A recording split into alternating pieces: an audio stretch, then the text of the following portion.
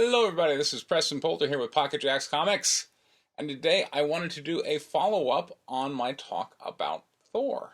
The very first video I did, kind of these alternative church services. Wonder where that title came from. I wanted to talk about virtue, and this is looking, that's kind of a church sermon, and I was looking through Google terms, and alternative church services was one of the ones that came up. So, and if you want to feel lazy and watch me talk about stuff, that's great. Instead of going to a building and hearing other people talk about stuff, I'm happy to have you.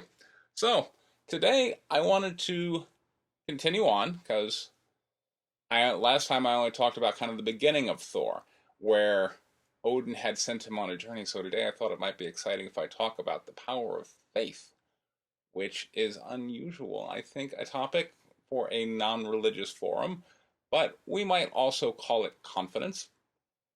And it's really important because, well, allow me to share a story from back in my poker days. So there was a guy named Mike Caro, and I really liked his approach to things. And he was kind of a very positive guy. And poker is a very negative world. You're sitting at that table, you're out to break the other people, financially, possibly mentally as well. Mentally first, then financially. But it's a rough sport. But Mike Caro's videos were very positive, and one of the things that he talked about was the idea that you need to believe that you are a winning player. And he had this chant that he wanted you to kind of go through in your mind of, I'm a lucky player, a powerful winning force surrounds me. And as he explained it, you need to, the powerful winning force is simply probability. When you're making good decisions, then good things will come to you, and you have to believe in that. And if you don't believe in that, then you're going to start to believe in, well, is it my lucky day? And that kind of leads to bad habits. Like, for instance, let me give you an example.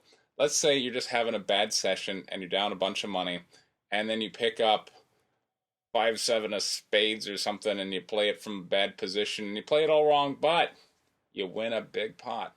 Well, good for you. You won a big pot. But here's the thing. You might believe, oh, wow, 5-7 of spades is my hand, or maybe even broader. These small suited cards, I'm lucky with them. You might make an incorrect interpretation outside of just going, I played a bad hand and got lucky. It might be, oh, wow, or maybe I had my rabbit's foot, or something else. And once you start to kind of go down that path, then you're abandoning the idea that you're there to make good decisions, and now you're just there to be lucky. And that's where you start to make bad decisions because you're no longer doing the rational analysis stuff. Now you're doing the, well, do I have my rabbit's foot kind of stuff? And that's the kind of stuff that will eventually end you out on the street. So you have to have faith, even in an entirely analytical game like poker, where it's not about whether you prayed to God to hit the ace on the river. It's about making good decisions, right? And you still have to have faith. That's how important it is, even in that dry analytical sport. So imagine how it is in life when you're out there kind of dealing with other people. You need confidence because people want to surrender personal responsibility. Here's a playlist for all the ones that I went through. I'd encourage you to check that on the info card, but I did one on The Mandalorian talking about personal responsibility, and that was a sign of people you should either seek to be around or not seek to be around, is those who will take personal responsibility, even if they're giving it away. Even if they're like, you know what, I'm a woman. I want the traditional role in a marriage. I'm going to submit to my husband. I'm giving. She is at least taking responsibility for the fact that she gave it away, as opposed to, well, you made me do this, or whatever it is. Like, whenever you're kind of always putting the responsibility on somebody else, that is a negative sign. So, but most people out there do that. Most people out there are seeking to give up their responsibility onto other people, and it's leaders who will ideally assume their responsibilities for making the correct decisions to bring about a good future. That's what makes a leader. And when you're giving up the responsibility, that's what makes a follower. Now, it is usually faith or some belief that you are able to, by virtue or experience, better make a decision than the other people that allows you to step forward and say, I know what we should do. And there are all kinds of great stories about that. Now, how does this relate to, say, Thor? Well, Thor is actually a great example of where we have divine faith because Thor is a god, as is Odin. And Odin, going back to our discussion last time, has decided that he lacked virtue. The virtue he lacked, by the way, was acceptance. Because in the movie, there's the situation with the frost giants and whatnot, and Odin's trying to explain to him, like, no, you can't change this stuff. And Thor's like, oh, of course I can, right?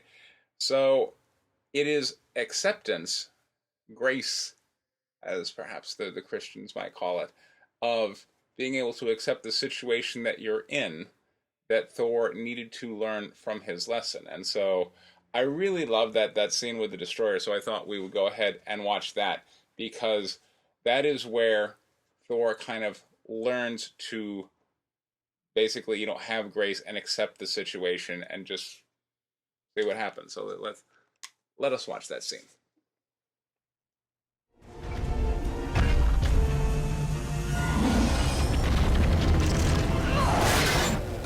I love the destroyer.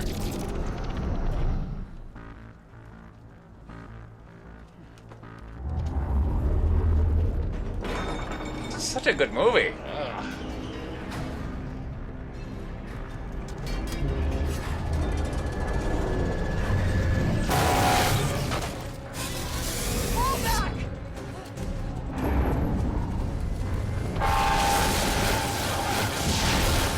I love that sound effect on the flame.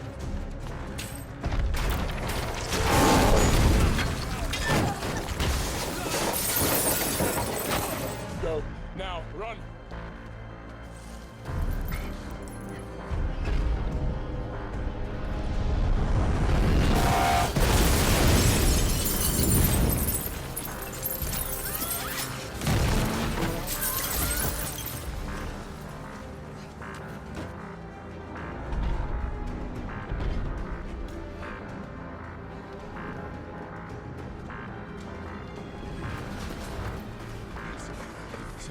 And Thor knows this is there for him, specifically. And he's like, I'm tired of seeing my friends, they're about to die. I'm just going to accept this situation. Because he knows if he runs, the thing's just going to follow him. So, he accepts his situation, which was the job that Odin sent him down to do. We must return to Asgard. We have to stop Loki. Don't worry, my friends. I have a plan.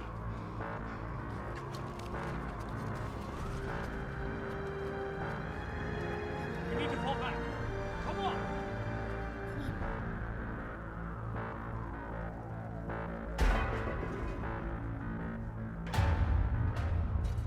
Wait.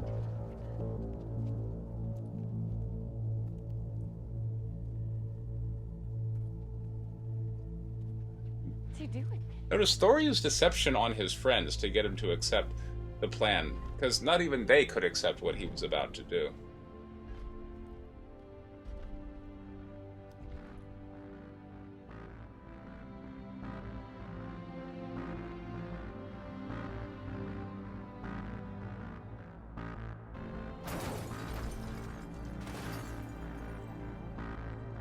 Brother, whatever I have done to wrong you, whatever I have done to lead you to do this, I am truly sorry. But these people are innocent. Taking their lives will gain you nothing.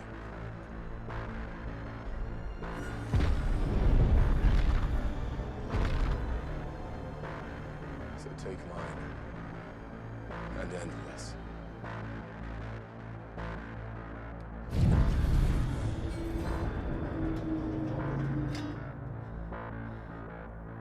Like, perfect acceptance of the situation and the inevitability thereof.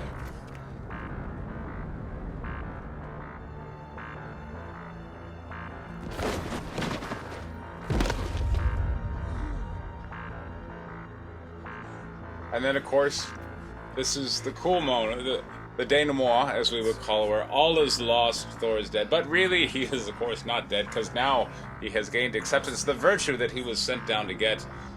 And now he gets the hammer. So.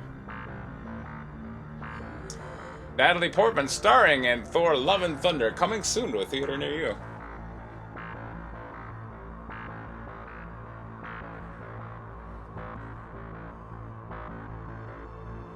By the way, if you took a blow like that to the head just as a normal person, yeah, that would be a conversation.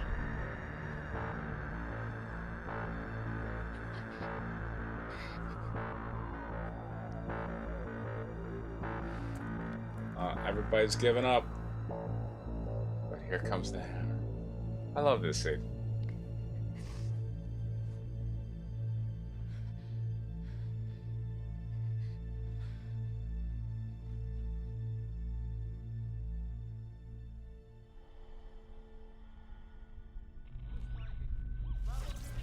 Whosoever holds this hammer, if he be worthy, And now we're flashing back to shall possess the power of Thor. Odin's promise.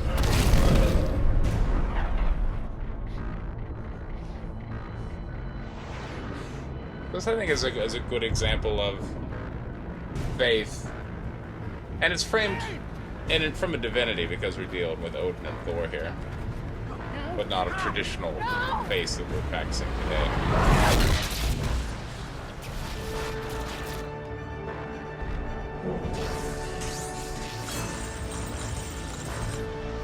Boom.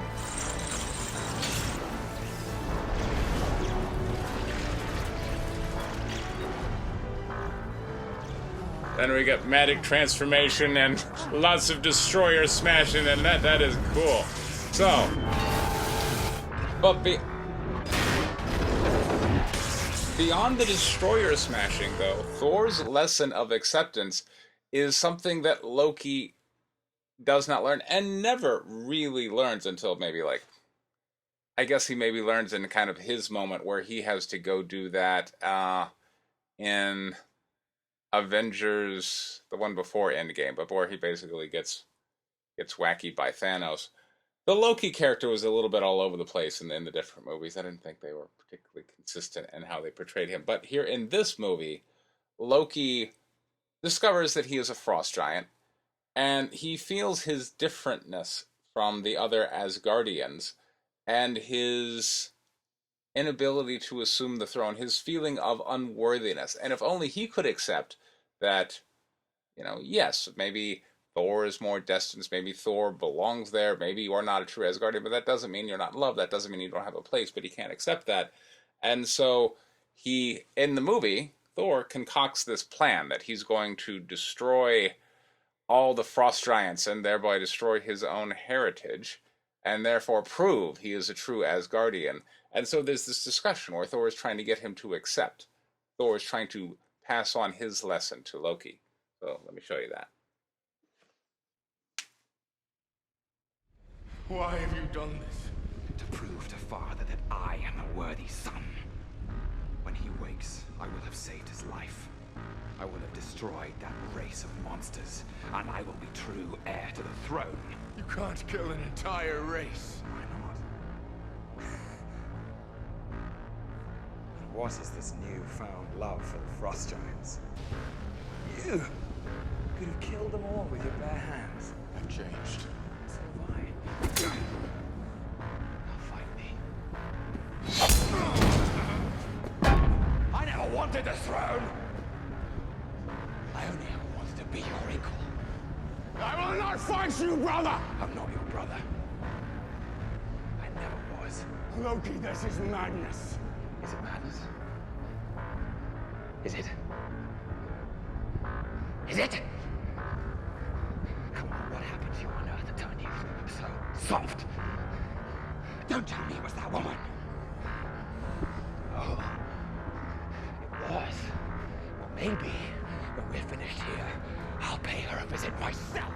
I don't know why Loki's just itching for a fight so much in that scene, but that was nevertheless Thor trying to pass on the lesson he learned of acceptance. But it's one of those things that, particularly when it's somebody else's experience, it's harder to learn. You really have to be able to apply wisdom and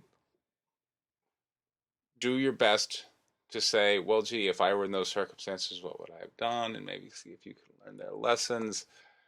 Learning lessons from other people is hard, but it is the best. It is obviously best if you can learn from other people's hard experiences as opposed to your own, because then you get a lot fewer hard experiences. So, juxtapose that. I wanted to throw in a little bit of Iron Man, and I'm going to be doing some Iron Man videos because he's a great character. He's that was the movie that really birthed the Marvel Cinematic Universe, Iron Man, and Tony Stark is very interesting. And the great thing about him is he's basically just like you and me, except he's an innovator. And that's what drives him. He has, somewhat like Loki, he has this thing regarding his dad, who was an innovator, and he wants to be an innovator. Well, he is an innovator. And that's always, you might say it's gone from virtue, the virtue of innovation, to an obsession.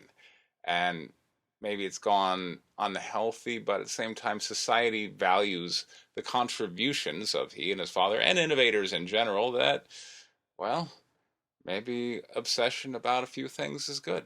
So, uh, that, though, I think we can say is another example of faith, although it's a faith born in obsession. And the faith is that if I just keep innovating, I just keep coming up with a plan, the answer is in there somewhere. So, if we go back to the original Iron Man movie, right? He's been captured. He's in the cave by the terrorists of the Nine Rings, and they want him to be a follower. They want him to make weapons for them, but he decides, based on his own wisdom and interpretation, that he has a better path, and he recruits the other scientists to coming along with that path. So let's look at that scene real quick.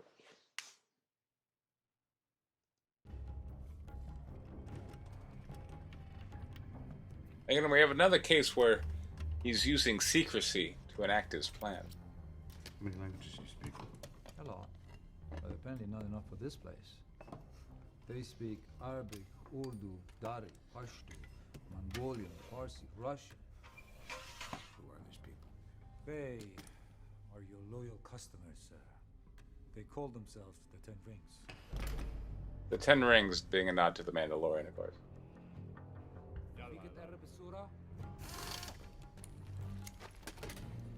We might be more productive if you include me in the planning process. Yeah.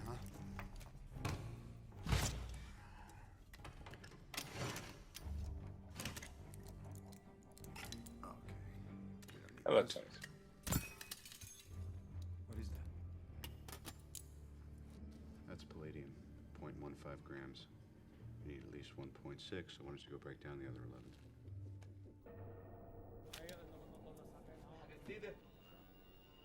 Rafish.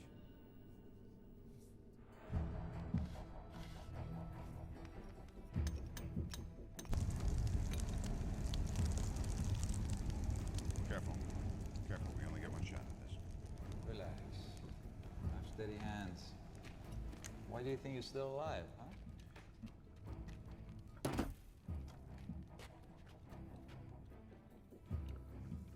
What do I call you? My name is Jensen. So Tony is Meet you. Nice to meet you too. become the leader again.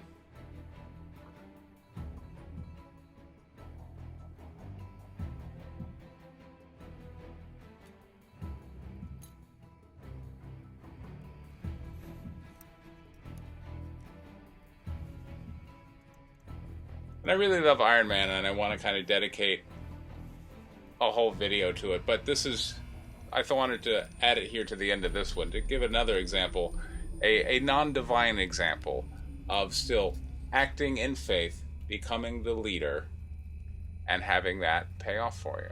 So, That doesn't look like a Jericho missile. That's because it's a miniaturized arc reactor. I got a big one powering my factory at home. Should keep the shrapnel out of my heart. But what could it generate? If my math is right, and it always is, 3 gigajoules per second. That could run your heart for 50 lifetimes. Yeah. Or something big for 15 minutes. and now we got the plan.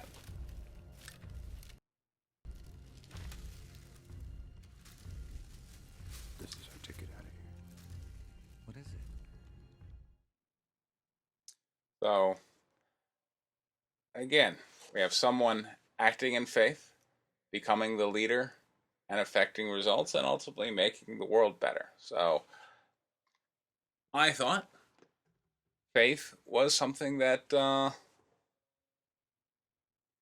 based on my own experience in poker, it's very important to maintain. If you ever lose essentially hope, well, you're done. At that point, then you're just looking to somebody else to kind of maybe take responsibility for you, and then you're going to sit around and blame the world and the unfairness therein. And God, who really wants to live like that? So I hope it gave you something to think about. There is a link down in the description for White Lily issue 4 Virgin cover on Indiegogo. That's on in demand. And I'm going to be cooking up the Kickstarter for Guinevere and the Divinity Factory 2 that's coming up on Kickstarter. So keep an eye out for that. This has been Preston Poulter with Pocket Jacks Comics. Thank you very much for your time. Take care.